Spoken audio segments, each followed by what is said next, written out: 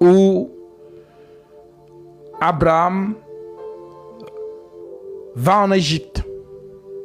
On s'est posé la question, mais pourquoi Abraham part en Égypte? Abraham est parti en Égypte juste pour récupérer Agar. En d'autres termes, comme je vous ai expliqué, Dieu ne parle plus. Et c'est chez Terach, père d'Abraham, qu'il vient maintenant choisir un fils parmi les 3 fils de Terach. Et il l'appelle Abram. Son nom n'était pas Abraham, qui veut dire père d'une multitude. Alors, Abraham, Dieu le choisit. Et Dieu l'appelle de quitter sa famille et d'aller vers une terre qu'il lui donnera. Abraham abandonne tout et suit la voie. C'est ça qu'on appelle la foi. Voilà pourquoi vous allez voir les apôtres reprendre cela. Abraham crut à Dieu et cela lui fut imputé à justice. Il a suivi une voie. Il a eu foi en cette voie-là. Alors, il sort avec Sarai. Maintenant, le Seigneur a un projet. Abraham aura un enfant de Sarai. Le même Dieu vient donner un enfant. En d'autres termes, il fait en sorte que la famine arrive en Égypte. Et Abraham se sent obligé de partir en Égypte. Et quand il arrive en Égypte, le pharaon tombe amoureux de sa femme, Sarai. Il la prend pour femme, mais l'Éternel va frapper Pharaon de maladie. Alors, Pharaon va dire à Abraham de prendre sa femme et de partir. Et tout ce qu'ils ont touché, en fait, en d'autres termes, tout ce qu'ils ont reçu comme don. Et le don que Pharaon a fait à Sarai, c'est Agar. Dans tout ce voyage, ce n'était que pour venir prendre Agar. Ce sont les plans de Dieu. Il prend Agar. Il rentre dans ses terres. Maintenant, c'est Sarai qui demande à Abraham de coucher avec Agar pour que, comme elle est stérile, elle ne va pas quand même imposer à Abraham de mourir sans avoir de descendance. Alors, elle demande à Abraham de coucher avec sa servante. Abraham, c'est ce qu'il va faire. Et celle-ci va tomber enceinte. Une fois que celle-ci est enceinte, elle va donc mépriser sa maîtresse. Elle va donc fuir. Parce que Sarah va commencer à la maltraiter. L'ange de l'Éternel vient donc vers la femme et parle à cette femme. L'ange de l'Éternel lui dit: tu enfanteras un enfant. Il s'appellera Ishmaël. Il sera grand. Mais Dieu, en d'autres termes, l'ange de l'Éternel, ne prononce aucune alliance avec Ishmaël. Il ne prononce aucune alliance. Genre, je ferai une alliance avec lui. Pas d'alliance. Mais il promet à Agar que l'enfant sera grand, il fera de lui une grande nation, ainsi de suite. Alors, Abraham maintenant,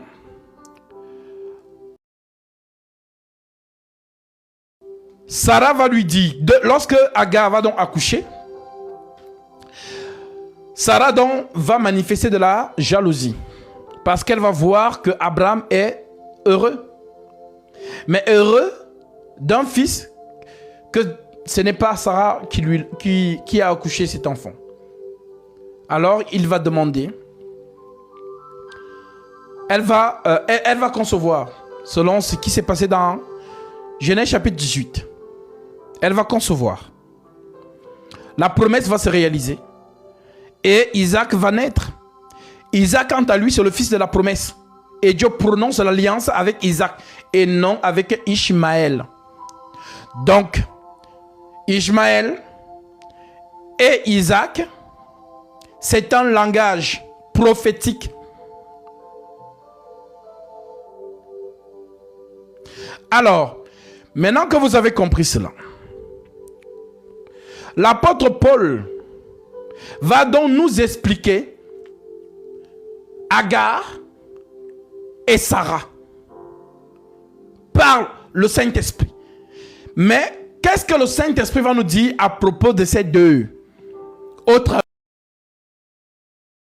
travers de l'instrument qu'on appelle Paul? Nous allons lire donc Galates chapitre 4. Vraiment, soyez attentifs aujourd'hui. Une fois de plus.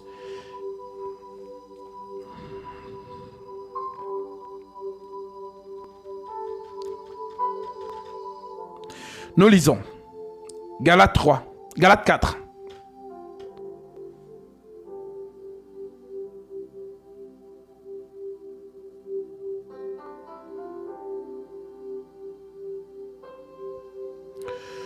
Or, verset 1. Or, aussi longtemps que l'héritier est enfant, je dis qu'il ne diffère en rien d'un esclave, puisqu'il soit le maître de tout. Donc, qui est le maître de tout? C'est Isaac, l'héritier d'Abraham. Mais il est sous des tuteurs et des administrateurs jusqu'au temps marqué par le Père. Verset 3.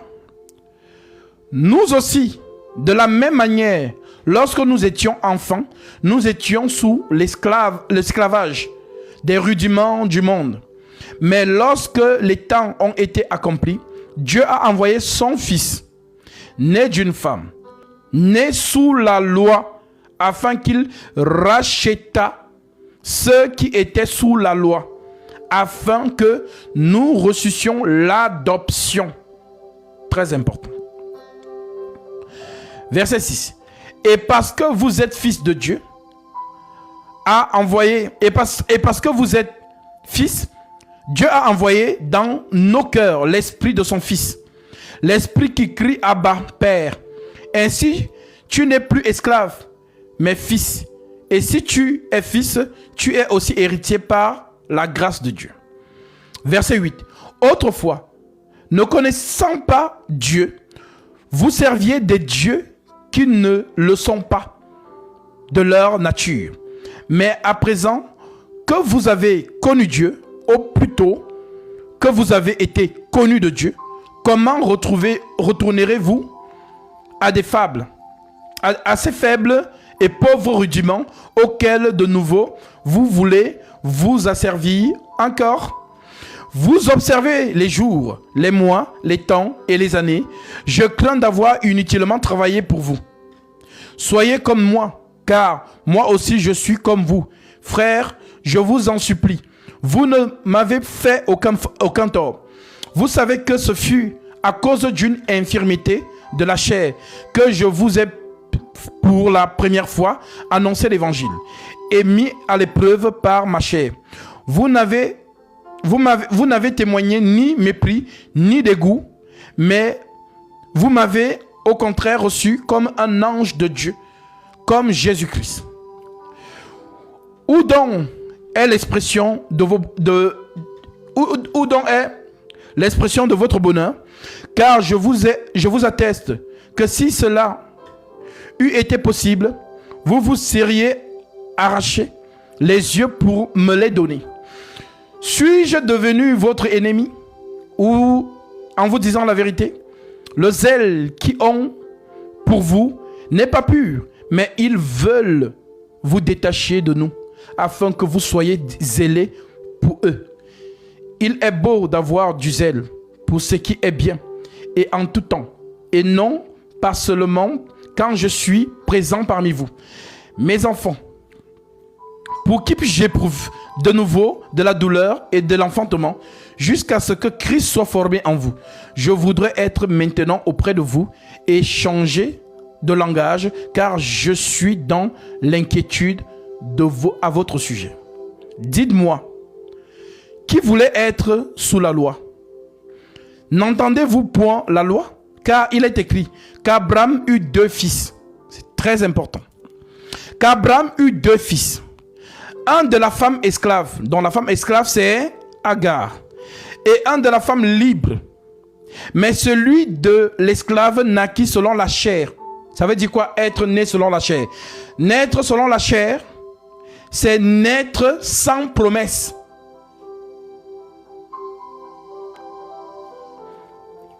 Naître sous la loi. Et celui de la femme libre naquit en vertu de la promesse. Donc, Ishmaël, ce n'est pas la promesse. Isaac, c'est la promesse. Écoutez très bien. Ces choses sont allégoriques. En d'autres termes, ces choses sont à parabole. Car ces femmes sont 2 alliances.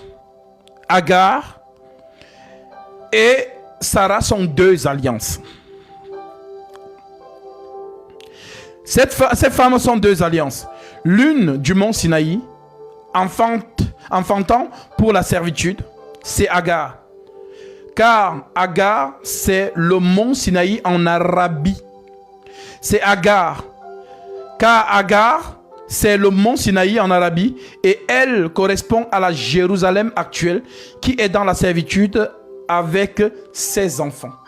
Donc Paul nous dit que Agar et Sarah, en fait, représentent une seule femme dans l'interprétation. Parce qu'ici, il nous enseigne maintenant dans la prophétie. C'est ce qu'on appelle le ministère de la prophétie, le ministère prophétique. Donc Paul fusionne dans l'explication prophétique Agar et Sarah. Et il nous dit, vous voyez Agar? Agar en fait correspond à Jérusalem qui est esclave des Romains.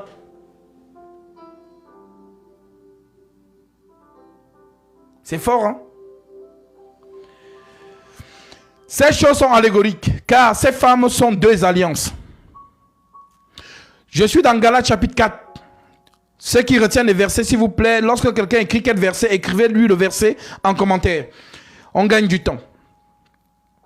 Ces choses sont allégoriques, car ces femmes sont 2 alliances. C'est l'Esprit Saint qui donne la révélation au travers de Paul. Ces femmes sont 2 alliances.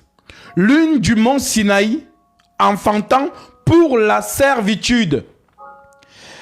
Et elle correspond à la Jérusalem actuelle,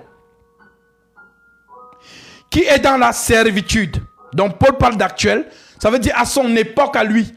Israël était sous la domination romaine. Car c'est Agar, c'est le mont Sinaï en Arabie. Et elle correspond à la Jérusalem actuelle, qui est dans la servitude, avec ses enfants. Mais la Jérusalem d'en haut est libre. C'est notre mère.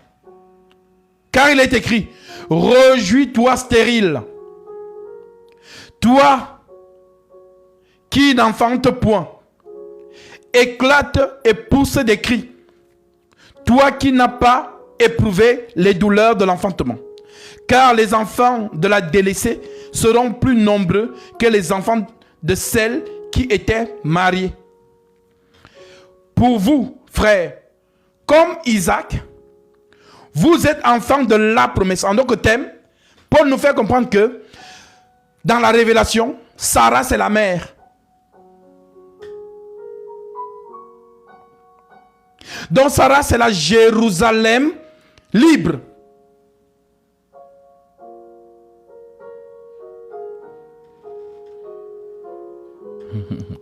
Ah, vraiment. Voilà pourquoi c'est important pour vous d'être enseigné dans les 4 dimensions. Doctrine, révélation, connaissance et prophétie. Donc, il y a la Jérusalem d'en haut, il y a la Jérusalem d'en bas. Sauf que doctrinalement, la Jérusalem d'en bas, c'est celle que nous voyons là. La ville qu'on appelle Jérusalem là. Maintenant, on nous dit qu'il y a une Jérusalem spirituelle Et c'est ce que Dieu a montré à Abraham. Regarde le sable de la mer et regarde les étoiles du ciel. Les étoiles du ciel représentent un peuple. Le sable de la mer représente aussi un peuple. Donc Dieu a marché jadis par le sable de la mer, dont Israël, il marchait devant le Seigneur marchait devant son peuple. On le voit, Exode. Maintenant, les étoiles du ciel, le Seigneur marche avec eux aujourd'hui, mais de manière invisible. C'est ce qu'on appelle l'Église.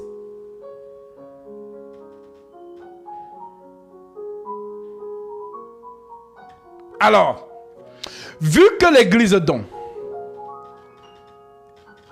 c'est le temps de la grâce. C'est le temps de la liberté.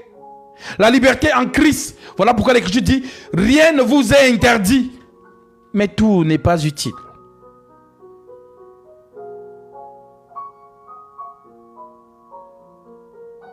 Alors, lorsque la Jérusalem céleste, qui est spirituelle, sera donc enlevée, le Seigneur reviendra corporellement dans la Jérusalem terrestre. Ce n'est pas un esprit qui ira s'asseoir sur le trône de David. C'est un homme. Mais dans la Jérusalem céleste, on voit Dieu.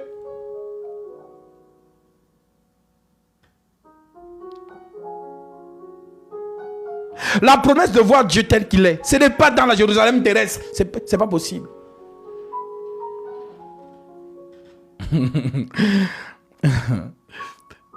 La promesse, heureux les cœurs purs, car ils verront Dieu.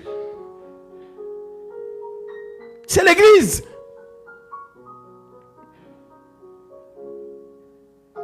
Heureux les cœurs purs, car ils verront Dieu.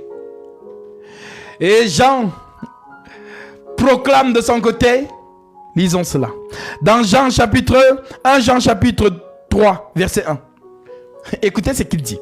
Voyez quel amour le Père nous a témoigné pour que nous soyons appelés enfants de Dieu. Et nous le sommes. Si le monde ne nous connaît pas, c'est qu'il ne l'a pas connu. Le monde n'a pas connu Dieu lorsque Dieu est venu. Que Dieu te bénisse. Je ne vois pas ton nom, mais je vois ton offrande. Tu te reconnaîtra. Que Dieu te bénisse pour cette offrande. Tu as certainement été touché par la parole et le Seigneur met dans ton esprit de faire cette offrande pour ta bénédiction. Alors, conformément à sa parole, que celui à qui l'on enseigne la parole fasse part de tous ses biens, celui qui l'enseigne. Ne vous y trompez pas, on ne se moque pas de Dieu. Ce qu'on aura s'aimer, il le moissonnera aussi. Alors que par cette offrande, le Seigneur t'accorde ce que ton cœur désire. Lui qui connaît tes prières et tes doléances, qui déverse en toi ses dons spirituels au nom de Jésus-Christ. Sois béni, mon frère ou ma soeur qui a fait cette offrande. Alors, est-ce que le son est bon pour tout le monde? Parce que j'ai vu un commentaire là, pas de son. Est-ce que le son est bon? Est-ce que vous m'entendez?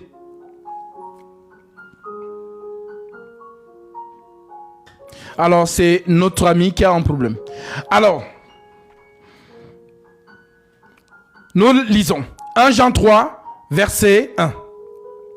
Voyez quel amour le Père nous a témoigné pour que nous soyons appelés enfants de Dieu. Et nous le sommes. Si le monde ne nous connaît pas, c'est qu'il ne l'a pas connu. Le monde n'a pas connu qui? Le Père. Si le monde avait reconnu le Père, mon frère, quand tu passes partout où tu vas, on te fait allégeance parce que tu es la fille du roi. Tu es le fils du roi.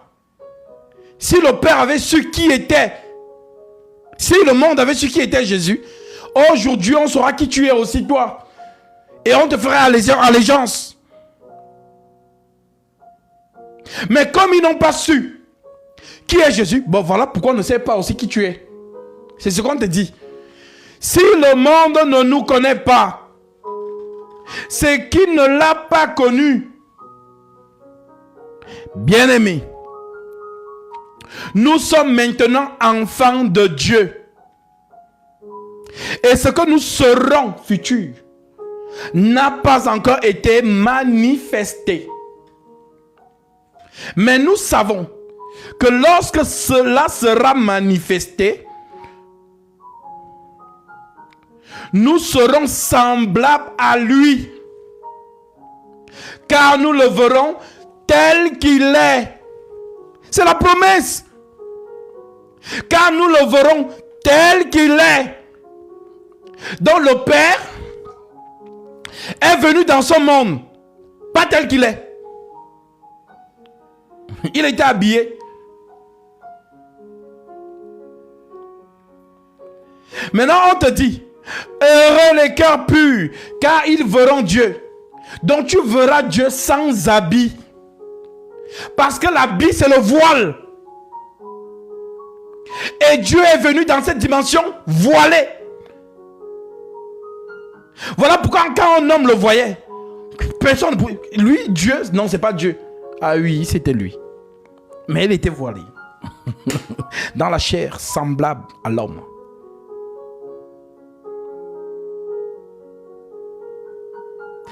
Mais non. Une fois donc que tu as la promesse que tu le verras tel qu'il est. Alors que tu le verras sans voile. Personne n'a jamais vu le Christ dans sa condition ultime, dans sa nature divine. Personne ne l'a jamais vu. Donc la promesse de le voir, c'est ce qu'on te dit, heureux les cœurs purs, car ils verront Dieu. Alors Jean te dit donc, je vais relire 1 Jean 3, verset 1. Voyez quel amour le Père nous a témoigné pour que nous soyons appelés enfants de Dieu. Et nous le sommes. Si le monde ne nous connaît pas, c'est qu'il ne l'a pas connu. Bien-aimés, nous sommes maintenant enfants de Dieu. Et ce que nous serons n'a pas encore été manifesté. Mais nous savons que lorsque cela sera manifesté, nous serons semblables à lui. Parce que nous le verrons tel qu'il est. Nous allons poser notre regard sur la divinité absolue, sans énigme. C'est la promesse de l'Église.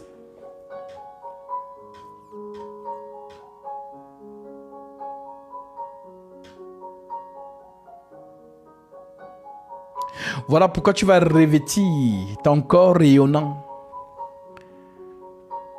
C'est que vous appelez communément le vêtement blanc.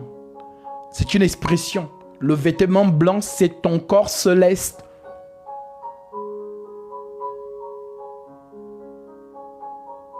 Voilà pourquoi on te dit que tu es sur terre, mais en même temps dans le ciel. Comment ça? Je te donne l'écriture.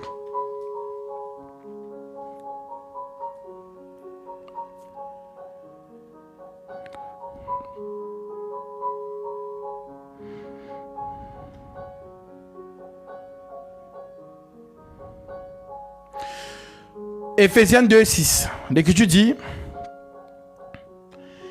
Ephésiens 2:6. Je prends en partie verset 4.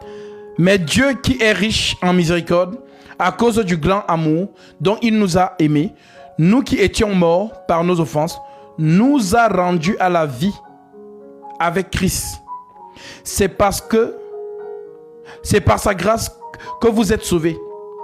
Il nous a ressuscités ensemble. Il nous a ressuscités ensemble et nous a fait asseoir ensemble dans les lieux célestes en Jésus-Christ. Mais toi, tu es sur la terre. Mais on dit que tu es assis là-bas. Je ne sais pas si tu comprends. Donc, c'est ta partie corporelle qui est sur terre. Mais ton véritable toi, tu es là-bas. Donc lorsqu'il va donc venir prendre l'église, tu ne vas pas monter avec ton corps là. Non. Ton corps là ne peut pas monter. Ton corps là ne peut pas entrer dans la lumière inaccessible. 1 Timothée chapitre 6. Il habite une lumière inaccessible que nul homme n'a vu ni ne peut voir, à qui appartient l'honneur et la gloire éternelle. Donc pour que tu entres dans la lumière inaccessible, tu dois avoir la même nature que la lumière. Je ne sais pas si vous comprenez. Donc lorsqu'il va donc venir, il va paraître avec ton corps céleste. Et c'est ce corps céleste que tu vas revêtir. Et c'est ce qui te permettra d'entrer dans la lumière inaccessible. Parce que tu ne peux pas entrer là-bas avec une autre matière. C'est pas possible.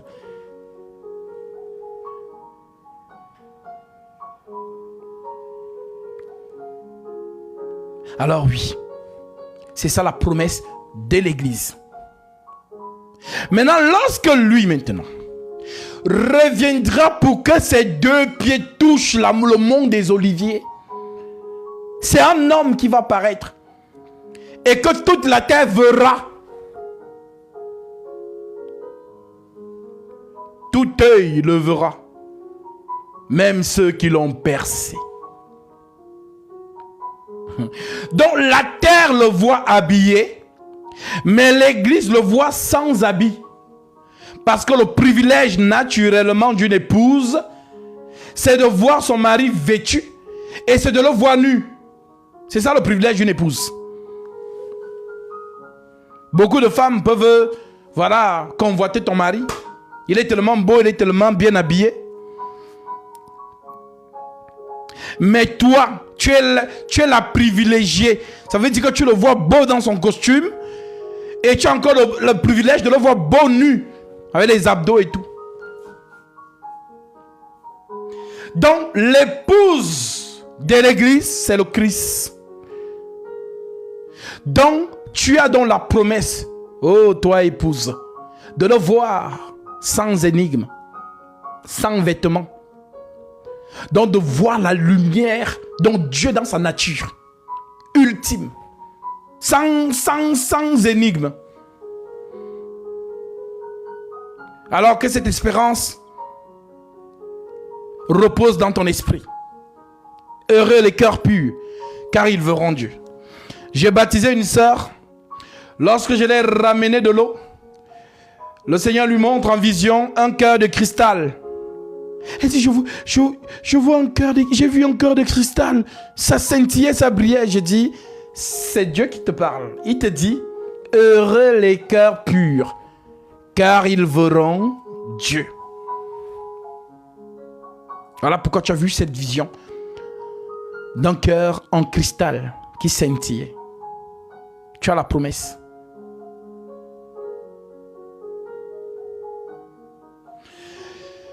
Maintenant qu'on a compris ça, nous avons donc compris que par le Saint-Esprit, Paul nous a expliqué la parabole entre Agar et Sarah. Et Paul nous explique que la Jérusalem actuelle est en servitude, sous domination romaine. Alors, nous revenons dans Genèse,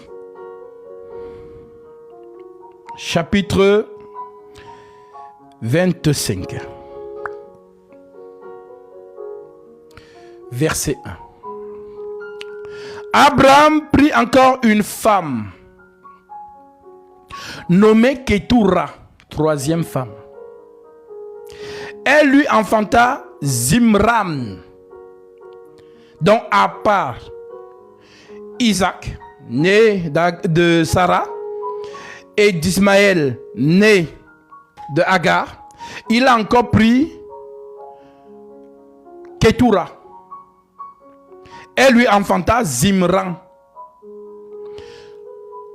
Joskam, Médan, Madian, Gisbak et Shuach. Joskam engendra Seba et Dathan. Les fils de Dathan furent les Ashurim, les Lutushim, les Lumim. Les fils de Madian furent Epha, Epher Enoch, Abida et Elda. Ce sont là tous les fils de Ketura. Abraham donna tous ses biens à Isaac. Point final. Donc la guerre que vous voyez dans la terre là-bas, c'est une fausse guerre. Parce que la Palestine n'a rien à réclamer. La terre d'Israël appartient à Israël sous promesse de Dieu à Abraham. Et il lui a dit, ton héritier sera Isaac.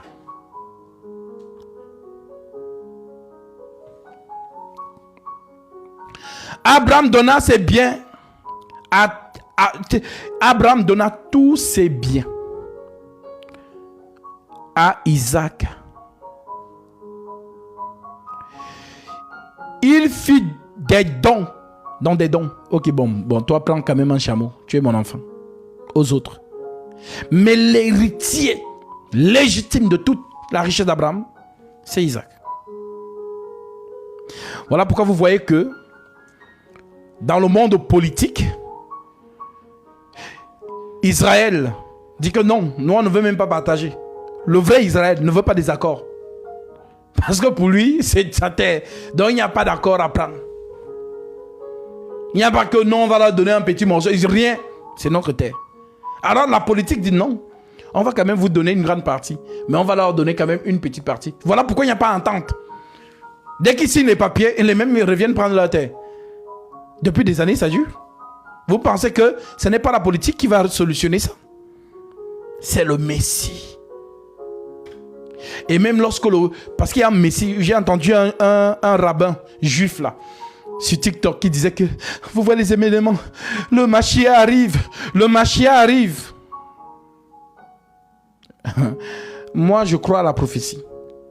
La prophétie dit, Jésus a donné la prophétie. Jean 5, verset 43. Jean 5, 43, Jésus dit, je suis venu au nom de mon Père, vous ne m'avez pas reçu. Les Juifs n'ont pas reçu Jésus. Mais si un autre vient en son propre nom, vous le recevrez. Donc le Messie qui vient n'est pas le vrai. Mais Israël va le recevoir. Et il va installer sur la terre ce qu'on appelle une fausse paix.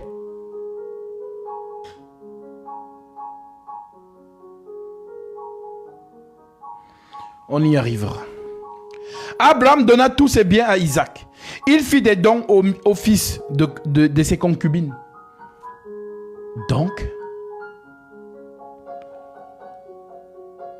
toutes les femmes qu'Abraham a eues, c'était des concubines. Sauf Sarah, c'est la reine.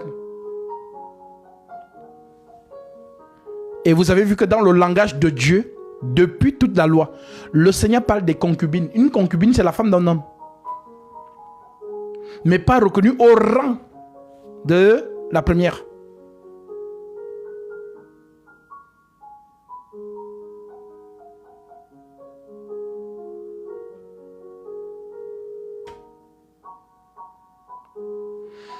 Voilà pourquoi vous pouvez lire souvent, on revient dans Genèse 5, verset 5, mais prenons d'abord Deutéronome, chapitre 21, verset 15.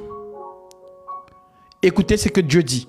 Voilà, ça c'est pour un clin d'œil à tous les émotionnistes, les émotionnels là.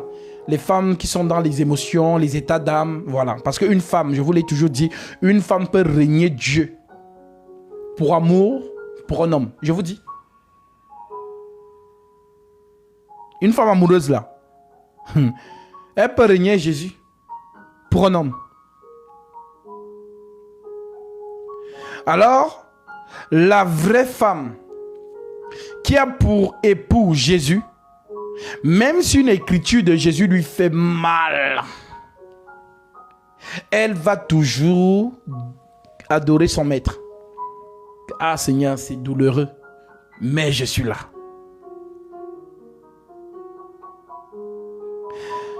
Alors, que nous dit dans l'écriture? C'est Dieu qui parle, hein? C'est pas Gatsby, ni Moïse. Deutéronome 21, verset 15. Si un homme qui a deux femmes, c'est Dieu qui a dit, c'est pas moi. Si un homme qui a deux femmes Ça, ce sont les versets que vous ne connaissez pas. Hein. Oui, oui. On va vous donner les versets que vous n'avez jamais lus. Si un homme qui a 2 femmes aime l'une et n'aime pas l'autre, et s'il a des fils dont le premier-né soit de la femme qu'il n'aime pas, il ne pourra point, quand il partagera son bien entre ses fils, reconnaître comme premier-né le fils de celle qu'il aime, à la place du fils de celle qu'il n'aime pas, et qui est le premier-né. Mais il reconnaîtra pour premier-né le fils de celle qu'il n'aime pas, et lui donnera sur son bien une portion double, car ce fils est les prémices de sa vigueur. Le droit d'ânesse lui appartient. Ah, mes chéris, c'est Deutéronome 21, verset 15. Si vous ne connaissez pas de ce verset. Donc, si vous voulez vous fâcher là, fâchez-vous contre Dieu. Et si vous êtes trop fort, déchirez cette écriture.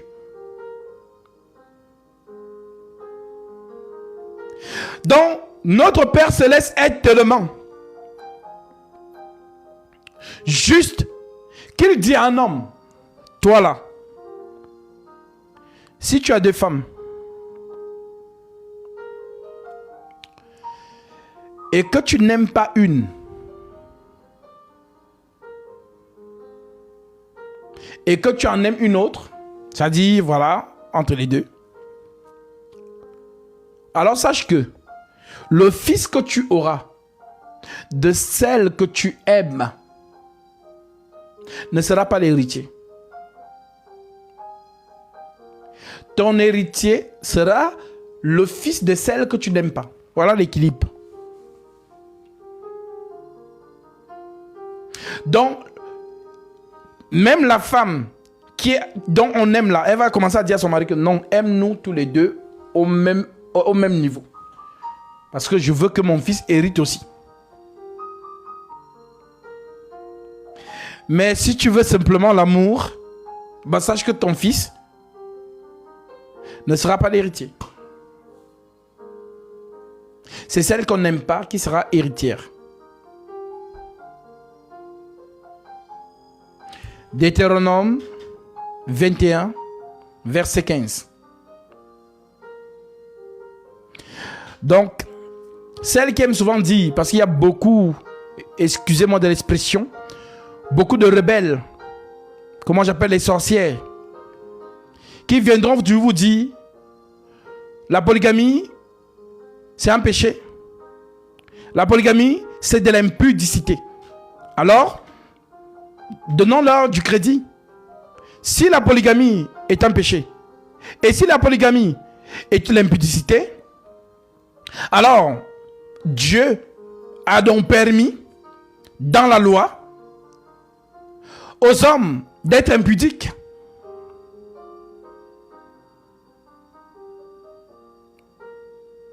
N'est-ce pas? Donc c'est lui l'auteur. Donc si vous voulez condamner quelqu'un, condamnez Dieu. Si vous êtes courageuse, il faut le condamner. Voilà, vous voyez, les commentaires commencent. Tu es dans la loi, mon précis. Donc la loi autorise le péché. Ah, selon ton discours, selon ton argument, tu es dans la loi. Donc la loi autorise le péché.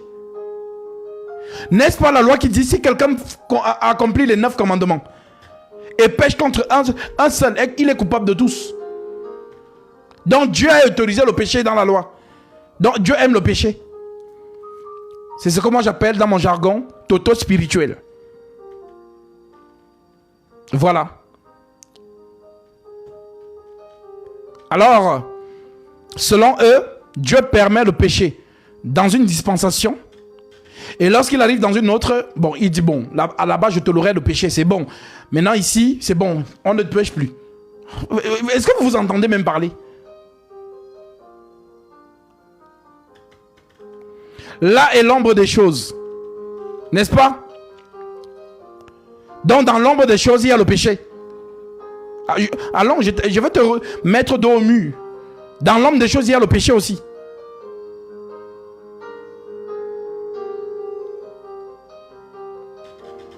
Alors sachez-le, l'écriture est là. La loi n'est pas, la polygamie n'est pas une loi. Ceux qui m'écoutent. La polygamie est un précepte mis à disposition d'un homme qui souhaite prendre une seconde épouse et dans la justice. Parce que si tu n'as pas, conformément à Exode chapitre 21, l'écriture dit, si tu prends une autre femme, tu ne retrancheras rien pour la première, à la nourriture, au conjugal et aux vêtements. Donc, si tu t'engages dans ce chemin-là, il n'y a pas plus juste que cet homme-là. Parce qu'il devait être juste dans son foyer. Comme l'a été Elkena avec Anne et Pénina. 1 Samuel chapitre 1. C'est cette femme qui était dans un foyer polygamique que Dieu exauce. Mais il n'y a pas de verset où Dieu vient lui dire non. Tu es dans l'impudicité. Venez nous donner ce verset dans la loi. Donc pour dire que soyez toujours du côté des Écritures. Soyez toujours du côté des Écritures. Soyez toujours. N'allez jamais au-delà de l'Écriture. Jamais. Même si l'Écriture vous fait mal, comment? Tant que c'est écrit, soyez du côté de l'Écriture. Parce que Jésus dit, même un iota,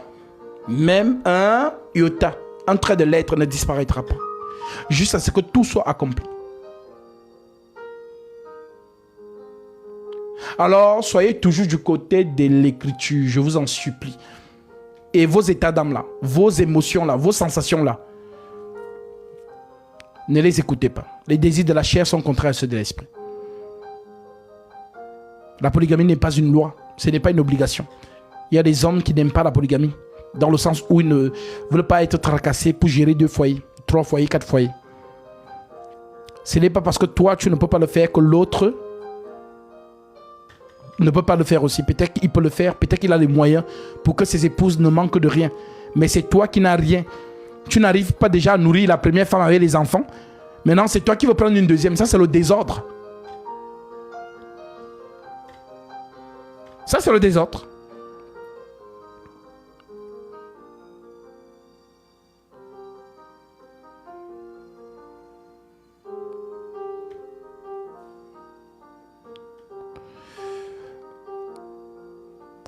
Si c'est Tchoumoussu, je ne sais pas, peut-être tu m'écoutes avec l'oreille gauche, mais pour ceux qui me suivent depuis longtemps sur ces sujets-là, j'ai toujours été le même dedans. Voilà. Donc je ne sais pas de quoi tu racontes. Donc si tu peux appeler ton pasteur Jérémie, tu viens avec lui. Voilà. Donc c'est peut-être que tu viens de me découvrir, mais ceux qui me connaissent depuis longtemps, j'ai toujours prêché ici concernant la polygamie. Donc vraiment trop de toto spirituel dans mes lives. Donc s'il y a quelqu'un qui veut justement débattre dessus, il n'y a pas de souci, vous envoyez vos demandes. Et vous allez nous donner les écritures qui interdisent ou qui disent que la polygamie est un péché, comme vous avez l'habitude de le dire. Parce que nous on croit à l'écriture, on ne croit pas au raisonnement. On ne croit pas au... je pense que... Non, on croit à l'écriture. L'écriture dit que. Il est écrit. Donc vous allez nous donner les écritures et nous allons vous suivre.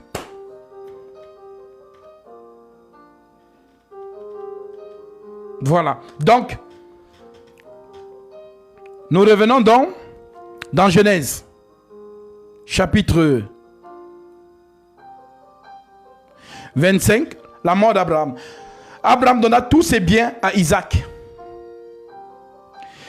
et fit des dons au fils de ses concubines. Et tandis qu'il vivait encore, il les envoya loin de son fils Isaac, du côté de l'Orient, dans le pays d'Orient. Donc Abraham renvoie tous ses fils et laisse Isaac seul. Voici les jours, les années et la vie d'Abraham. Il vécut 175 ans. Donc il est sorti de Chaldée à 75 ans et il a marché avec Dieu 100 ans. 175 ans en tout. Abraham expira et mourut. Après une heureuse vieillesse, âgé et rassasié de jours, il fut recueilli auprès de son peuple. Isaac et Ismaël et ses fils l'enterrèrent dans la caverne de Macpéla. Donc Ismaël est venu pour l'enterrement d'Abraham. Et les fils de Kétoura aussi sont venus pour l'enterrement d'Abraham.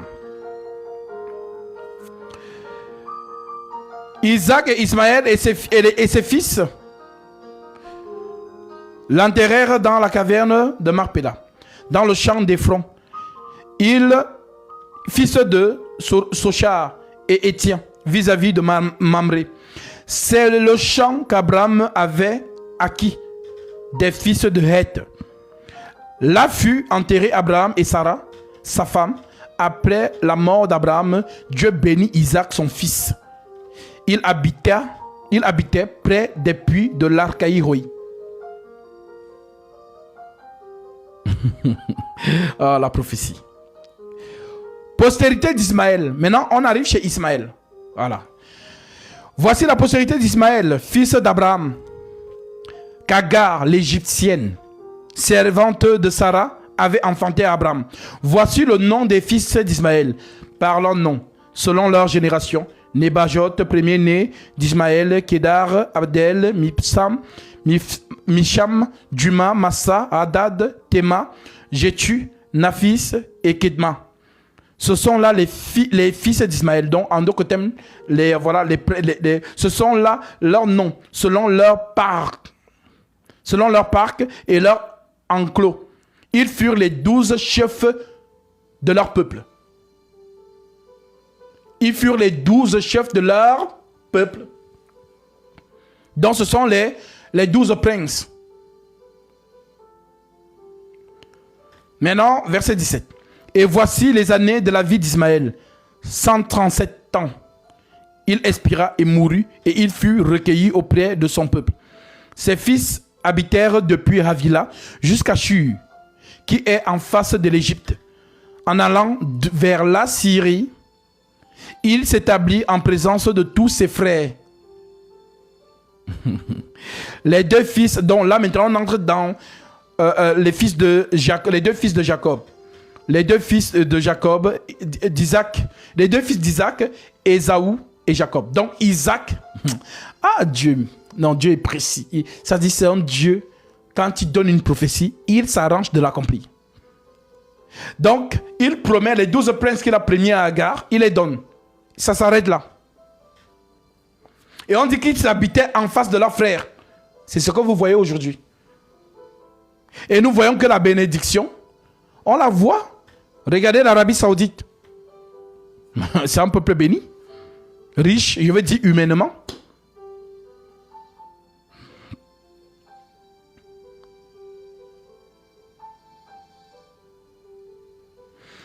Alors, Isaac donc, Dieu continue la marche avec lui parce que c'est la postérité propre d'Abraham.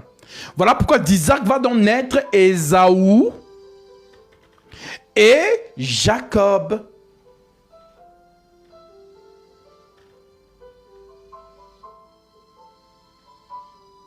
Entre Moïse et Jacob, qui vient avant?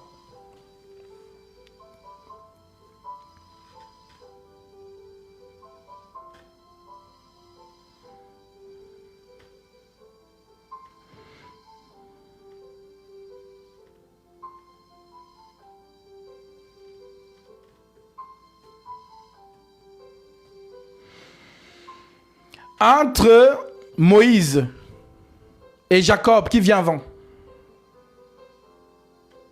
Jacob. Maintenant, la promesse provient d'où? De Genèse 15. La postérité d'Abraham qui doit être en Égypte, esclave en Égypte. Voilà pourquoi maintenant, Jacob, justement, va se retrouver en Égypte. Dieu va partir avec Joseph. Voilà, Joseph va avoir une descendance aussi là-bas. Et Joseph va faire venir toute sa famille en Égypte. Et voilà comment la prophétie va s'accomplir. Maintenant, 430 ans plus tard, Dieu va venir et va sortir Israël de l'Égypte. Et maintenant, Israël sera donc constitué de 12 fils de 12 tribus. Et parmi les 12 tribus, Juda est celle où le Messie doit venir. Voilà pourquoi la prophétie nous dit donc dans Michée chapitre 5.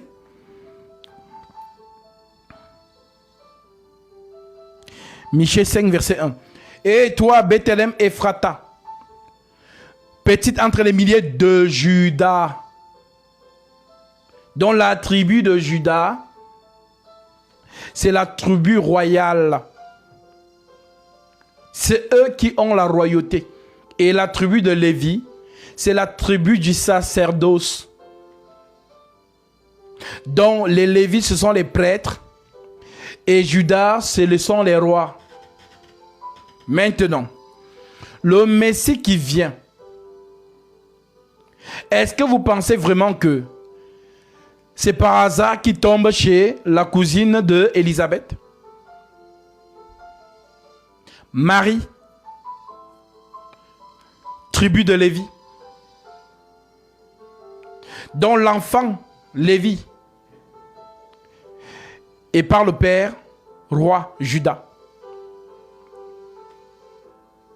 Et toi Bethléem Ephrata, petite entre les milliers de Juda, de toi sortira pour moi celui qui dominera sur Israël, et dont l'origine remonte aux temps anciens, au jour de l'éternité. C'est pourquoi il les livrera jusqu'au temps où enfantera celle qui doit enfanter. Et le reste de ses frères reviendra auprès de ses enfants, auprès des enfants d'Israël. Il se présentera et gouvernera avec la force de l'Éternel, avec la majesté de son nom, et l'Éternel son Dieu. Et ils auront une demeure assurée, car il sera glorifié jusqu'aux extrémités de la terre. Donc vous avez vu comment la prophétie marche. De Terach là-bas loin. On remonte, on arrive à Jacob. Jacob, 12 fils, voilà. De Juda sort maintenant le Messie. Voilà pourquoi on l'appelait fils de David. C'est ce que la prophétie dit. Lorsque Gabriel vient donner la prophétie, dans Luc chapitre 1, au verset 26, l'Écriture dit... au 6e mois, l'ange Gabriel fut envoyé par Dieu dans une ville de Galilée, appelée Nazareth, auprès d'une vierge fiancée et un homme de la maison de David, Juda, nommé Joseph. Le nom de la vierge était Marie. L'ange entra chez elle et dit: Je te salue, toi à qui une grâce a été faite. Le Seigneur est avec toi. Troublée par cette parole, Marie se demandait ce que pouvait signifier une telle salutation. L'ange lui dit: Ne crains point, Marie, car tu as trouvé grâce devant Dieu. Et voici, tu deviendras enceinte et tu enfanteras un fils et tu lui donneras le nom de Jésus. Il sera grand et sera appelé fils du Très-Haut. Et le Seigneur Dieu lui donnera le trône de David, son père. David, son père. David, son père. Voilà pourquoi il dit lui-même dans Apocalypse chapitre 22, verset 16. Moi, Jésus, j'ai envoyé mon ange pour vous attester ces choses dans les églises. Je suis le rejeton de David. En d'autres termes, la postérité de David, l'étoile brillante du matin. Ah, c'est merveilleux la prophétie. Donc,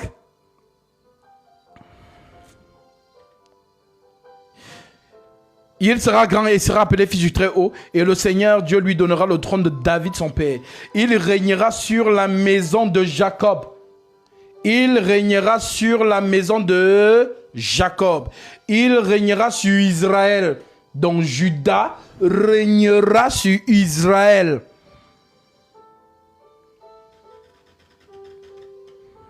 Parce que c'est la prophétie de Jacob. Donc avant que Gabriel ne vienne dire ici, il a dit la même chose à Jacob.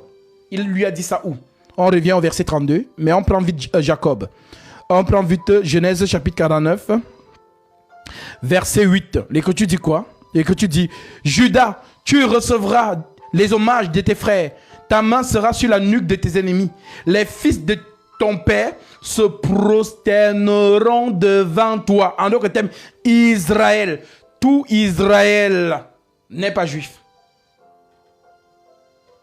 Mais tout juif est israélite.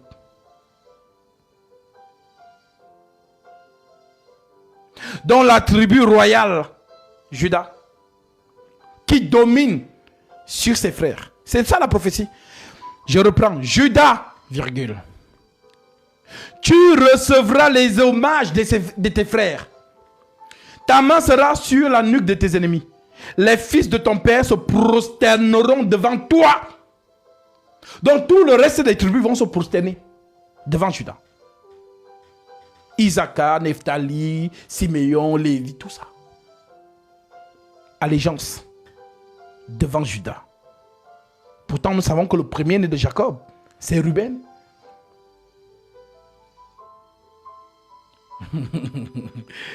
Le premier, c'est Ruben.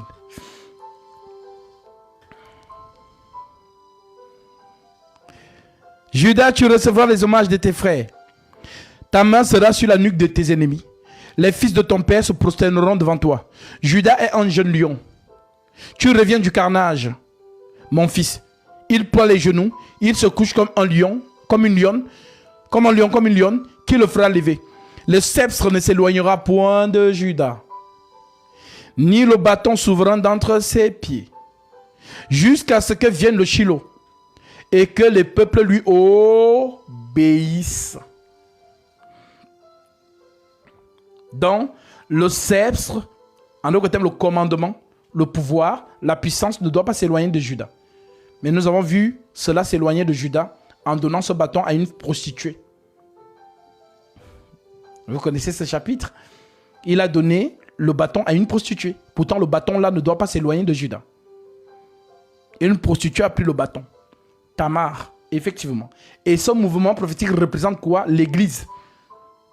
Voilà pourquoi Tamar est enceintée par Judas, son beau-père. dont le père enceinte sa fille.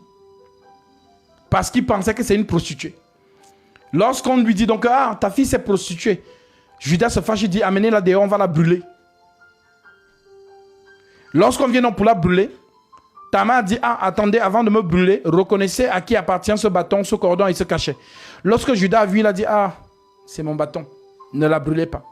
Oui, parce que lorsque tu es enceinte du Père, il n'y a plus de condamnation pour ceux qui sont en Jésus-Christ. Alléluia. Donc, une fois qu'on a compris ça, on revient donc dans Luc, chapitre 1. On était au verset 31. L'Écriture dit, l'ange lui dit, alors,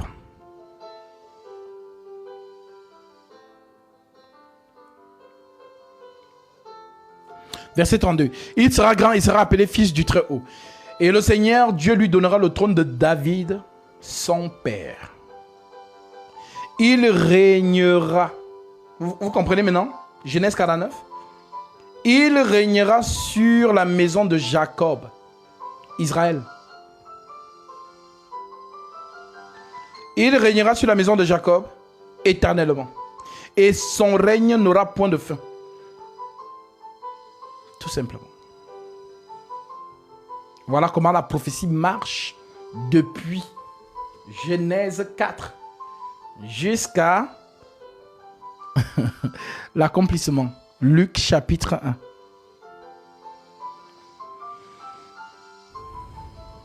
Donc, nous voyons donc le désordre qui se passe actuellement en terre de Jérusalem. Voilà. L'âne sauvage. Donc l'âne sauvage, c'est Ismaël. Et la postérité d'Isaac vont donc justement, ils discutent d'héritage. Pourtant, l'héritage appartient à la postérité d'Isaac. Ça veut dire, je parle ici de la Jérusalem terrestre, la Jérusalem palpable. Je ne parle pas de la Jérusalem céleste. Parce que les héritiers d'Isaac, dont Jésus, c'est nous, l'Église. Parce que je vois sur les réseaux là, les gens qui disent que non, les juifs que nous voyons là, ce ne sont pas des vrais juifs, ce sont les faux juifs. Attention. Attention.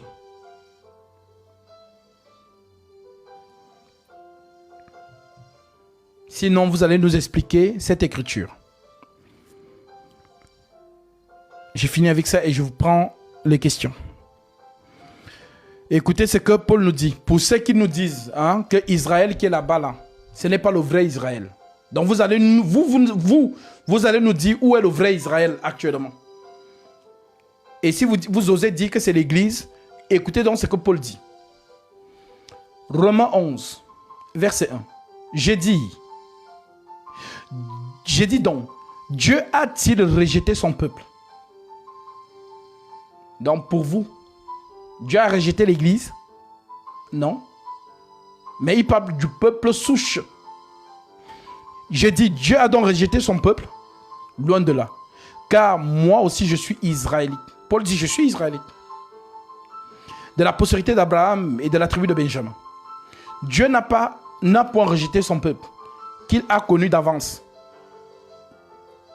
Ne savez-vous pas ce que l'Écriture rapporte d'Élie, comment il adressa à Dieu cette plainte contre Israël?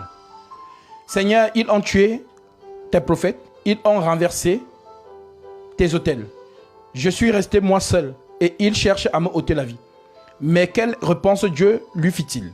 Je me suis réservé 7000 hommes qui n'ont pas fléchi les genoux devant Baal. De même aussi, dans le temps présent, il y a un reste selon la lection de la grâce.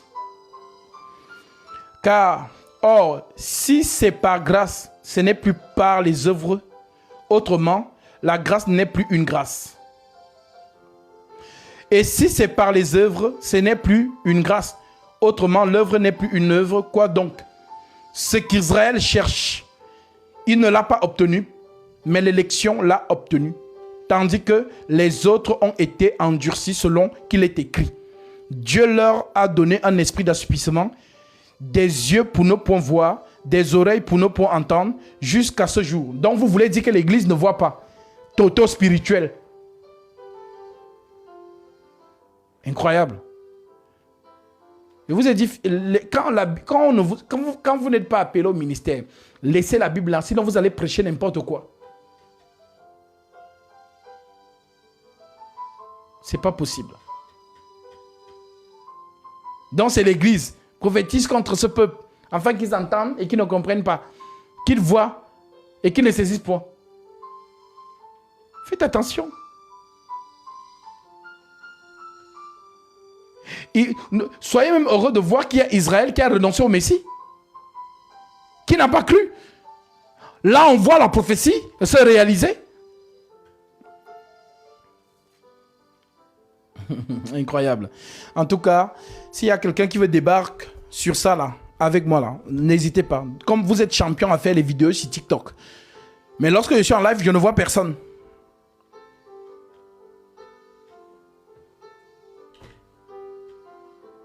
Vous êtes seulement caché en faux profil. Montez, m'affrontez.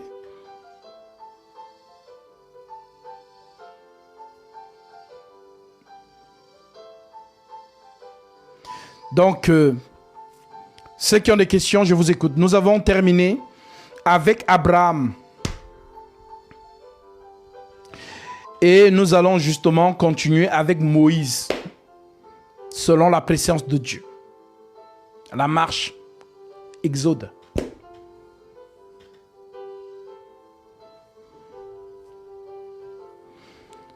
Des totos spirituels.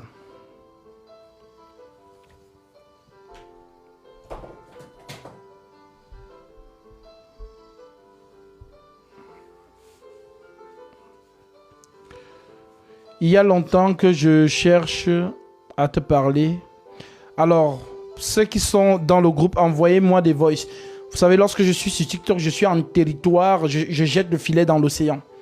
Voilà, donc dans l'océan, voilà, nous sommes en train de voilà d'attraper les poissons pour les mettre dans la barque de Pierre et de Jésus. Donc, si pour ceux qui sont avec nous, voilà, qui sont déjà dans la maison, vous m'écrivez. Voilà, donc sur TikTok, pour ceux qui ont des questions qui ne sont pas encore des nôtres, voilà, parce qu'il y a la maison et il y a l'extérieur. Donc, ceux qui sont encore extérieurs, voilà, à la connaissance, voilà, soyez les bienvenus.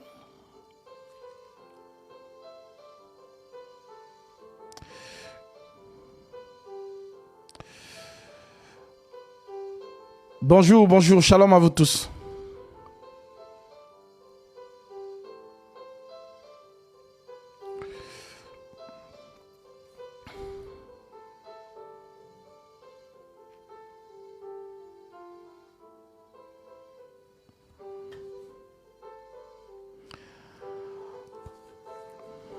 D'en profiter si vous avez des questions.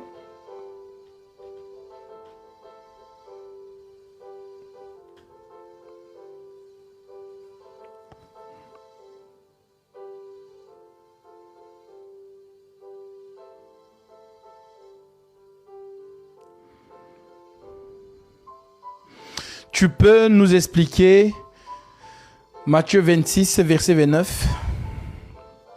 Qu'est-ce que tu veux savoir dans Matthieu 26, verset 29?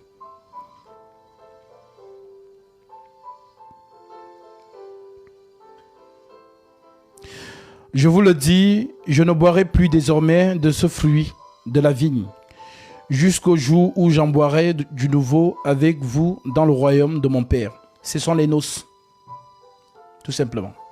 Il parle des noces. Heureux les invités aux noces de l'agneau. C'est le jour-là que nous allons boire. En fait, il parle de la rencontre entre l'époux et l'épouse. Ça veut dire que la fête dans le ciel. Est-ce que Adam et Ève sont sauvés? Tu ne sais pas que c'est toi, Adam? C'est toi, Adam. Tu parles encore de quel Adam? Tu es la postérité. Donc, ne crois pas que quand tu vas monter là-bas, tu vas voir un homme qu'on appelle Adam. Non, c'est toi, Adam. En fait, pour que tu comprennes facilement, nous sommes les morceaux du corps d'Adam, dans le premier homme. Nous sommes ces morceaux. Voilà, c'est Adam, le premier prophète, c'est lui. Maintenant, tu es mort en Adam, tu vivras au second Adam. Donc, le premier Adam, c'est la chair. C'est pourquoi tu portes le corps humain que tu as là. Voilà. Maintenant, tu vas aussi porter le corps du second Adam. Voilà, voilà.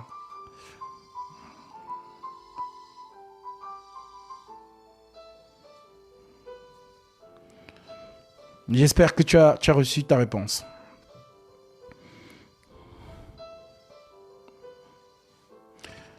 Il n'y a pas, franchement, profitez pour poser vos questions. Quand vous avez l'opportunité de poser ces questions, ne profitez que de, voilà. Ne gérez pas ceux qui sont cachés en faux profil. Ils ont peur. Ce n'est pas moi qui le vois, ils voient autre chose.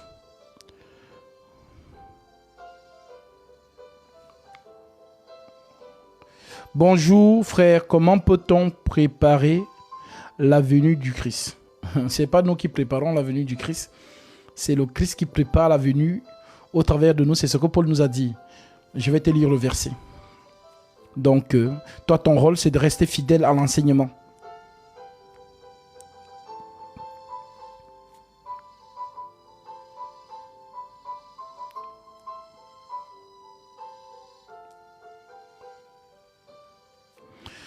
Philippiens chapitre 1, verset 6, l'apôtre Paul te dit, « Je suis persuadé que celui qui a commencé en vous cette bonne œuvre la rendra parfaite pour le jour de Jésus-Christ, dans le jour où il paraîtra pour prendre son église. Donc toi, tu dois avoir le comportement des vierges sages. » Alors, comment elles étaient les vierges sages? Nous allons lire verset 25. Alors le royaume des cieux sera semblable à 10 vierges qui, ayant pris leur lampe, dont la lampe, tu sais déjà ce que c'est. Bon, définissons d'abord la lampe selon les Saintes Écritures. Voilà. Comme ça, permettez-moi de prendre...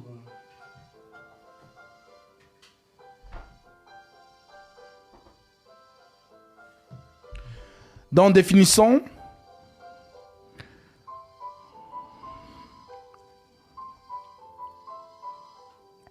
la lampe selon les Écritures. Prenons Proverbe. Proverbe 6.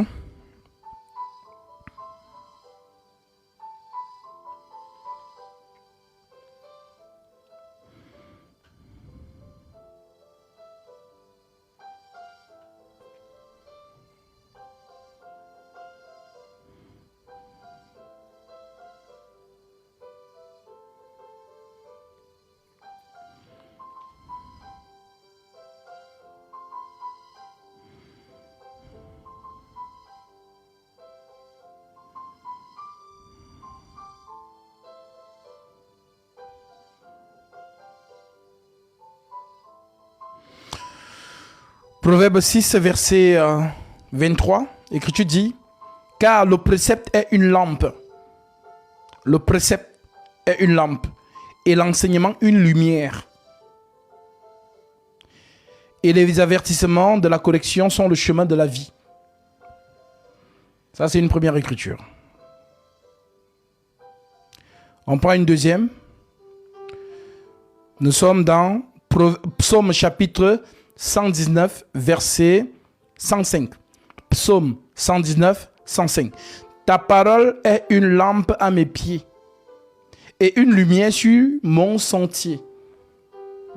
Donc, lorsqu'on te dit donc, dans Matthieu chapitre 25, dans cette parabole, lorsqu'on te parle donc, on te dit le royaume, alors le royaume des cieux sera semblable à 10 vierges qui ayant pris leur lampe. Donc tu comprends ici que la lampe c'est quoi? C'est la parole. C'est bon? On continue. Allèrent à la rencontre de l'époux. 5 d'entre elles étaient folles et 5 sages. Les folles, en prenant leur lampe, en prenant la parole, ne prirent point d'huile avec elles.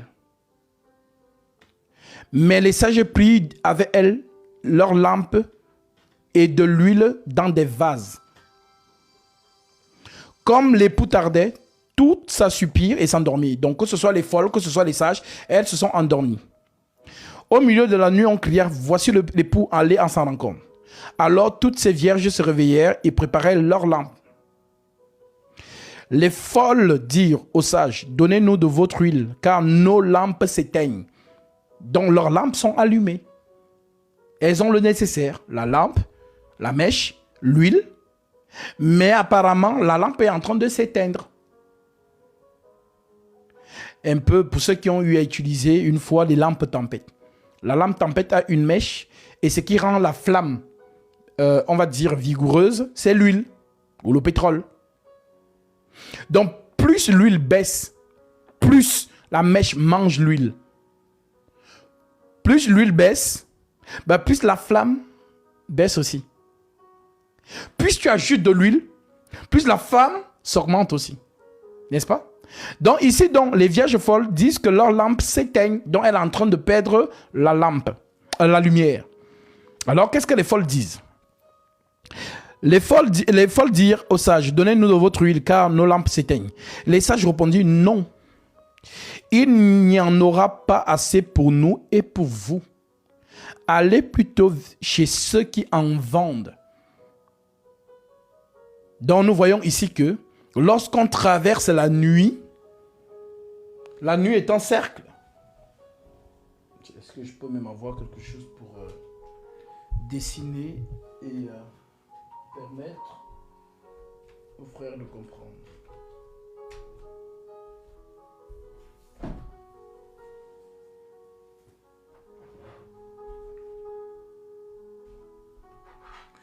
Nous allons dessiner. Pour faciliter la compréhension à ceux qui nous écoutent. Voilà. Ici, nous avons voilà, un papier. Je vais faire un rond. Ça, c'est pour faciliter la compréhension. Voilà. Donc, tu as ce rond. Supposons que le milieu, enfin, la nuit commence ici.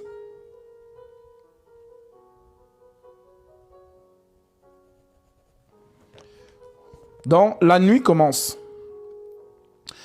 Tu n'as plus d'électricité. Voilà. Donc, tu as ta lampe. Sauf que la lampe, l'huile qui est dans ta lampe ne peut pas traverser toute la nuit.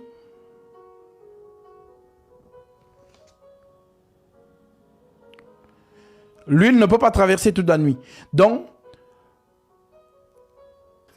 on arrive maintenant au milieu de la nuit. On dit minuit. Hein? Voilà. Donc, arrivé ici, tu commences à perdre de la flamme. Alors, tu demandes à ceux qui sont avec toi de te donner l'huile. S'ils ne sont pas là, tu ne pourras pas avoir l'huile. Donc, ta lampe va s'éteindre. Voilà donc pourquoi les vierges sages leur disent, allez acheter chez ceux qui en vendent. Donc, vendre de l'huile, c'est l'enseignement. Donc, mon frère, ce que tu dois faire actuellement, c'est de ne pas rater mes enseignements. Parce que plus tu m'écoutes, plus tu maintiens la flamme. Je parle ici pour ceux qui sont déjà baptisés. Hein. Voilà. Donc, ceux qui ont reçu, ils ont cru. Je vous ai baptisé. Vous avez reçu l'Esprit Saint. À ce moment, vous êtes en attente. Et c'est l'enseignement qui maintient la foi en vous. Parce que la foi, c'est la flamme. Voilà pourquoi le rôle de Satan, pendant toute la marche, c'est d'éteindre ta flamme. Voilà pourquoi Jésus a dit à Pierre, Simon, Simon, Satan vous a réclamé pour vous tribler comme du froment. Mais moi, j'ai prié pour toi afin que ta flamme, afin que ta foi ne défaille point. En d'autres termes, ta foi ne s'éteigne point. Et il y a une prophétie qui concerne la foi. Lorsque l'iniquité se sera accrue, la charité du plus grand nombre se refroidira. Ah, pour ça ici. Donc, pour que ta charité ne refroidisse pas, alors écoute toujours les enseignements en abondance. Moi, je parle à quelqu'un qui a déjà cru, qui a déjà reçu son baptême conformément à la Sainte Doctrine, qui a reçu le Saint-Esprit. Si tu n'as pas reçu le Saint-Esprit, tu ne seras pas enlevé. Donc, durant toute ta vocation, tant que tu n'as pas encore reçu l'Esprit Saint, prie. Prie avec assurance. Demande le Saint-Esprit. Rappelle au Seigneur ses propres paroles. Père, tu avais dit, nous qui sommes méchants, et qui savons donner de bonnes choses à nos enfants, à combien de plus forte raison le Père Céleste ne donnerait-il pas son Saint-Esprit à ceux qui le lui demandent? Père, j'ai cru que tu es le seul vrai Dieu tout-puissant manifesté en chair, que tu as versé ton sang à la croix pour moi afin que je ne périsse pas mais que j'hérite la vie éternelle. Père, j'ai reçu mon baptême d'eau pour le pardon de mes péchés. Accorde-moi ton Esprit Saint. Fais de moi un adorateur ou une adoratrice en esprit et en vérité. Tel que tu l'as dit à la femme samaritaine. Prie ainsi et il viendra sur toi. Alors, je tiens à vous préciser que vous ne recevrez jamais le Saint-Esprit tant que vous êtes en contradiction avec l'Écriture. Donc, soyez un avec l'Écriture, tel que Paul l'a dit, 2 Thessaloniciens 2,15. Ainsi donc, frères, demeurez fermes et retenez les instructions que vous avez reçues, soit par notre parole, soit par notre lettre. Donc, si vous êtes fidèle aux lettres apostoliques, vous recevrez le Saint-Esprit. Mais dès lors que vous contredisez une seule Écriture, vous n'allez jamais le recevoir. Voilà pourquoi il est écrit, 1 Timothée chapitre 2 verset 9, je ne permets pas à la femme d'enseigner. Mais toi tu dis que la femme enseigne. Mais n'espère pas recevoir le Saint-Esprit. Si tu vois un esprit descendre sur toi là, c'est Satan. Parce qu'il y a deux esprits. Il y a le vrai Saint-Esprit, il y a le faux Saint-Esprit. Il y a le vrai Jésus, il y a le faux Jésus. Il y a le vrai évangile, il y a le faux évangile. Quelle est l'écriture qui me soutient? 2 Corinthiens chapitre 11 verset 1. Oh, si vous pouviez supporter de ma part un peu de folie, mais vous me supportez. Car je suis jaloux de vous d'une jalousie de Dieu, parce que je vous ai fiancé à un seul époux, pour vous présenter à Christ comme une vierge pure. Toutefois, de même que le serpent séduisit Ève par sa ruse, je crains que vos pensées ne se corrompent et ne se détournent de la simplicité à l'égard de Christ. Car si quelqu'un vient vous prêcher un autre Jésus que celui que nous vous avons prêché, ou si vous recevez un autre esprit que celui que vous avez reçu, ou si vous embrassez un autre évangile, et si vous recevez un autre évangile que celui que vous avez embrassé, vous le supportez fort bien. Alors sachez-le, il y a le vrai Saint-Esprit, il y a le faux Saint-Esprit qui imite le vrai Saint-Esprit. Il y a le vrai évangile, il y a le faux évangile. C'est comme deux sacs Chanel. Le vrai et le faux, mais ils se ressemblent. Lorsqu'on présente ça chez une vendeuse de Chanel, on dit reconnaît le vrai. Ça dit Chanel de Turquie et Chanel de l'avenue Montaigne à Paris. Alors reconnais. Il faut être expert pour reconnaître.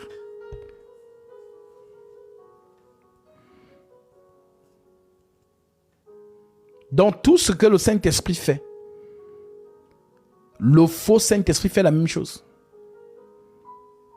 C'est ce qu'on appelle miracle mensonger. C'est quoi le miracle mensonger? Quand on dit miracle mensonger, ça veut dire, c'est pas un trucage, non. Le miracle mensonger, ça veut dire quoi? La personne guérit l'aveugle, il impose les mains, l'aveugle voit. Et Gasby, non, non Gasby, j'ai été témoin. Cette personne est née aveugle. Il a posé les mains sur l'aveugle, il voit. Non. Alors comment sauras-tu que c'est un miracle mensonger? La personne qui fait le miracle, regarde s'il est sur le fondement.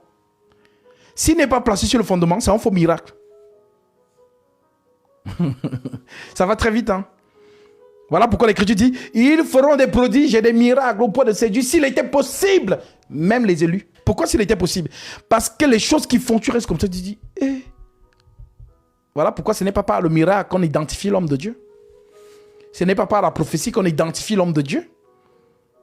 Matthieu 7, verset 21, tu as oublié? Ce n'est pas tout ce qui me dit Seigneur, Seigneur, qui entrent dans le royaume des cieux, mais celui-là seul qui fait la volonté de mon Père qui est dans les cieux. Plusieurs me diront en ce jour-là, Seigneur, Seigneur, n'avons-nous pas chassé les démons par ton nom?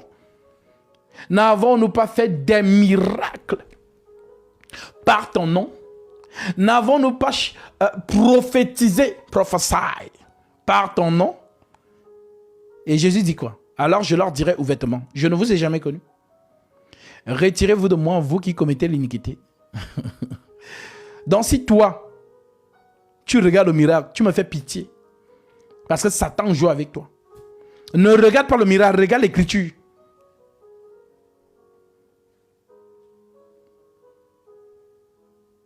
Ne regarde pas le miracle, regarde l'Écriture.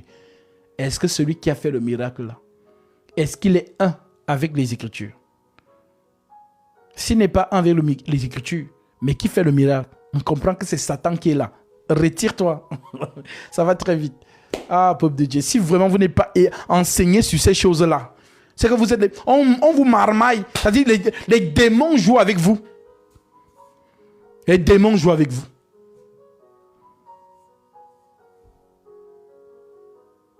Un peu comme ceux qui font souvent.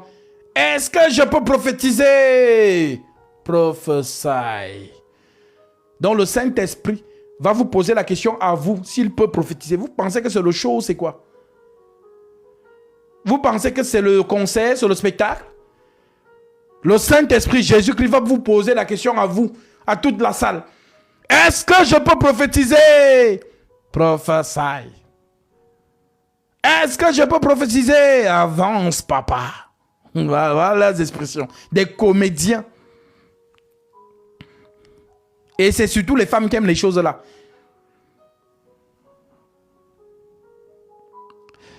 Gasby, mon mari a fait un rêve cette nuit où il avait lui et le faux lui.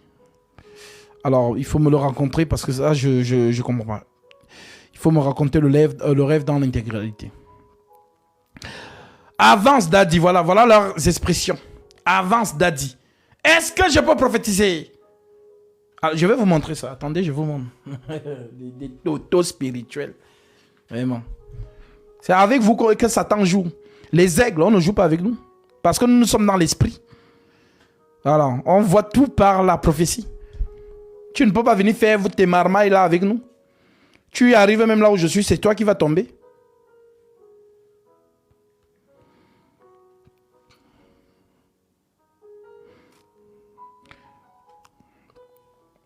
Alors, on va montrer un extrait de la marmaille. Voilà, c'est là.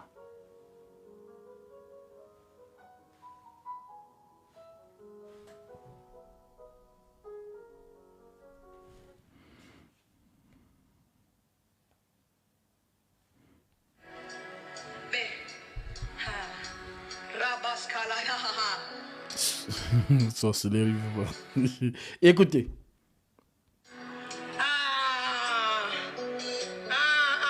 Donne-moi une lettre. Donne-moi une lettre.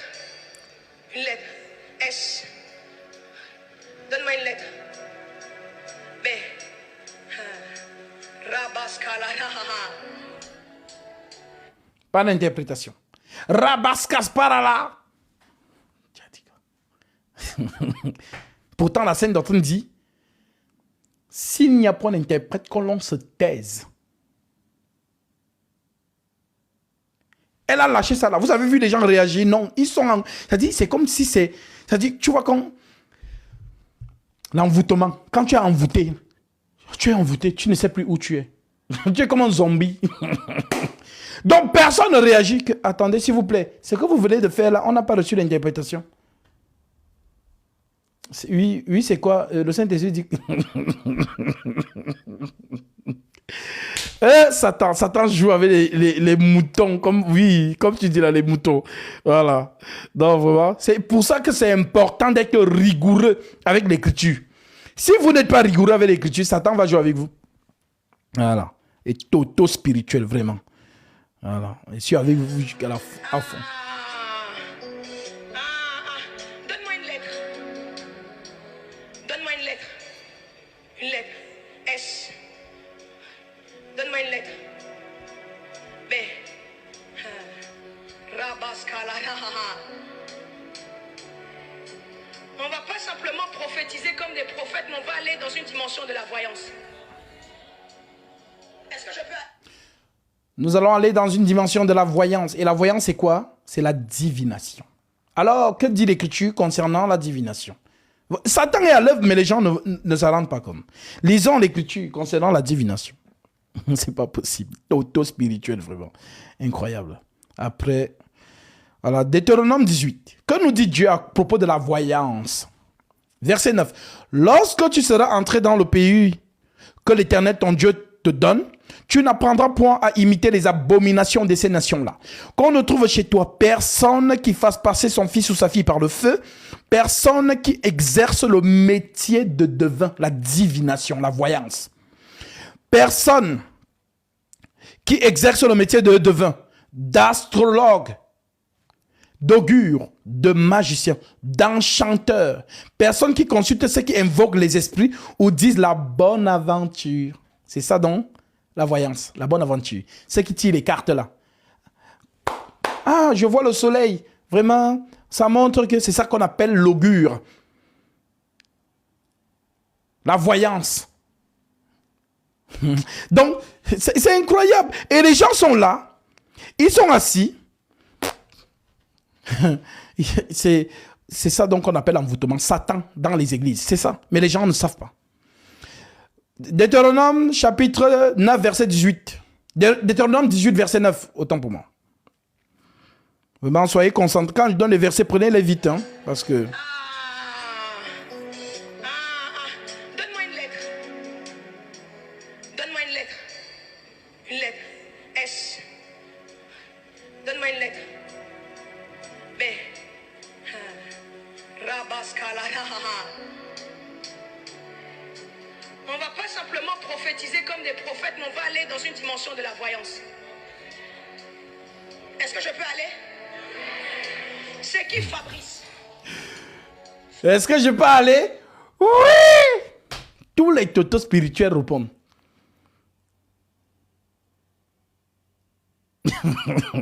Oui, franchement, Roland. Et nous étions aveugles. Dieu est grand. Dieu est grand. Parce que tu étais dedans, mais le Seigneur t'a fait grâce. Tu vois clair aujourd'hui. C'est ça qu'on appelle, je suis venu donner le recouvrement de la vue aux aveugles. Tant que tu es aveugle, tu ne vois pas. Mais dès que tu as la vue, tu vois. Et la vue, c'est l'enseignement. L'amour de Dieu pour vous, c'est de vous placer devant le vrai vase, le vrai homme de Dieu, qui vous enseigne à la fidélité des saintes écritures. Et lorsque vous êtes bien enseigné, alors vous avez les yeux pour voir. À ce moment, vous pouvez sortir de Babylone. Sortez du milieu de mon peuple. Mais tant que tu ne vois pas, tu vas sortir comment? Tu es toujours dedans. Eux, ils sont à fond. Est-ce que je peux aller? Ils disent oui. Des gros pigeons, vraiment. Incroyable. Bon. Je ris, mais ça me fait mal. Voilà pourquoi je suis autant zélé dans mon ministère pour sortir les gens qui sont encore dedans pour qu'ils reviennent à la vérité. Voilà. Il faut les sortir, il faut les arracher du feu. Et dites-vous qu'elle, c'est apparemment la fille spirituelle, si je ne me trompe pas, de Joël Tatou. Voilà, c'est les mêmes gens, les Ivan Castano, les Marcelo Tonassi, voilà, tous ces faux hommes de Dieu, là, les Wilfried Zawi, les Raoul Wafo, voilà, les Atoms, tous ces faux hommes de Dieu, là. Voilà.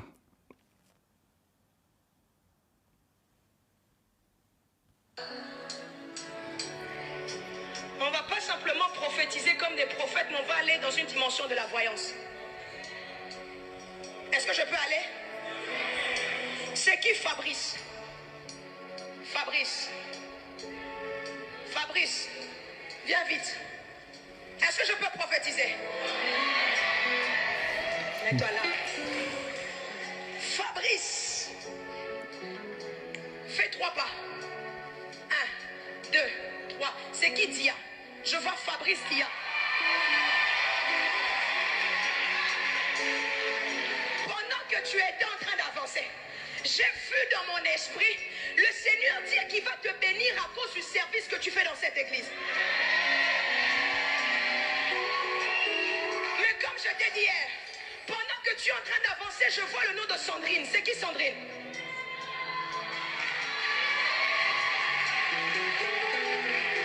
Dieu me dit ceci. Il va toucher votre maison d'une manière spectaculaire. Le Seigneur me dit, avant la fin de ce mois, fais un jeûne de 3 jours. Après ce jeûne de 3 jours, va donner une offrande à ton Père spirituel. Le Dieu des esprits de prophète est en train de m'annoncer. Après cela, dans cette église, on ne va pas te reconnaître. Et même ici en Côte d'Ivoire, on ne te reconnaîtra pas. Parce que pendant que je suis même en train de te voir, je vois une grâce toucher vos finances. Oh my God. My God. Ça va? Ça va bien? Je vais prophétiser.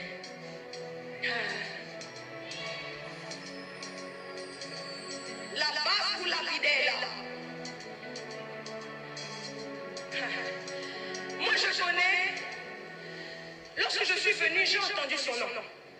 Vous l'appelez Monsieur Guassen. Si je donne ton nom de famille, on va dire que j'ai entendu quelque part. Mais je n'ai pas entendu le prophète t'appeler par ton prénom. Est-ce que tu m'as déjà présenté ta pièce d'identité? Est-ce que tu m'as déjà dit comment tu t'appelles? Mais pendant que je suis en train de voir, je vois R-N-A.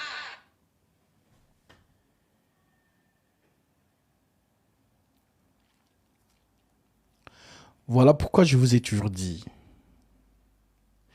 que lorsque vous êtes bien assis dans les Écritures, vous voyez les erreurs partout. Qui a vu l'erreur? Vous ne voyez-vous pas ici? Déjà, il y a 3 choses. L'augure, la divination. Nous avons donné l'Écriture, Deutéronome, chapitre 18, verset 9. Nous avons vu ici ce qu'elle est en train de faire. Qu'est-ce que l'Écriture dit?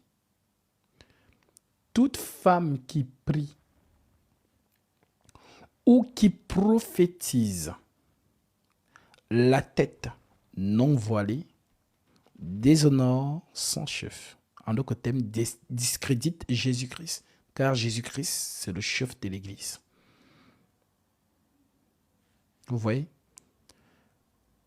Voilà pourquoi, quand je vous dis souvent que l'Écriture soit votre ami, ce n'est pas, on ne dit pas ça comme ça. Parce que l'Écriture, ce sont les yeux.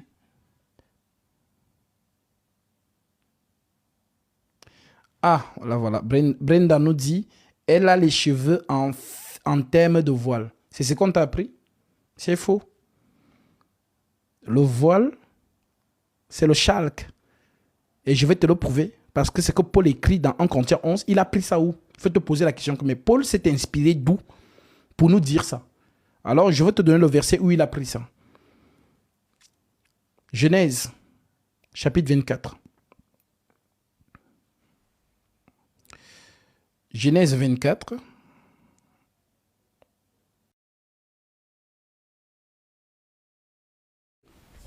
Si je n'ai pas le casque, je n'entends personne.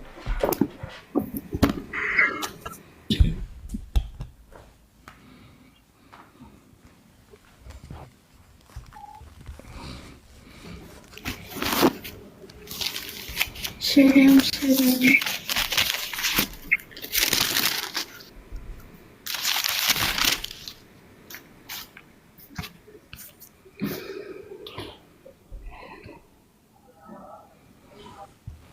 Alors, Genèse 24, tu peux prendre à partir du verset... alors, est-ce que vous m'entendez bien? Est-ce que vous m'entendez?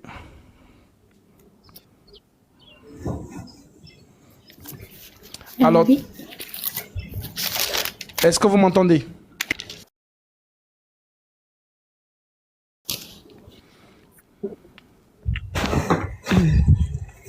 Shalom, shalom, est-ce que vous m'entendez? Les Oui, deux on qui... vous entend. Ok, parfait. Alors, on va d'abord lire l'écriture